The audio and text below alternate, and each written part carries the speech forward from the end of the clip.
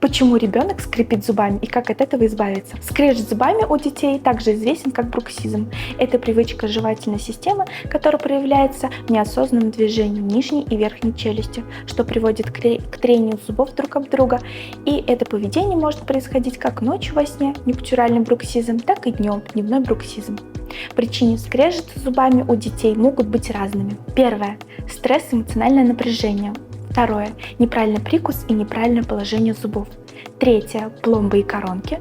Четвертое. Паразитарные инфекции и аллергия. Чтобы помочь ребенку избавиться от скрежета зубами, следует принять следующие меры. Первое.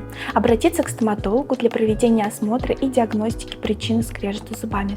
Второе. Помочь ребенку справиться со стрессом и эмоциональным напряжением. Третье. Массаж лицевых мышц и челюстей помогает расслабить мускулатуру и уменьшить скрежет зубами. Четвертое. Наблюдайте за образом жизни и рационом питания ребенка. Исключите избыток сахара, кофеина, которые могут спровоцировать скрежет зубами. Пятое. В некоторых случаях врач может рекомендовать использование специального аппликатора для ослабления мышечного напряжения в области лицевой и жевательной зоны. Важно помнить, что скрежет зубами у детей может быть признаком проблем с зубами, поэтому, если проблема продолжается, необходимо обратиться к врачу для своевременной консультации и лечения.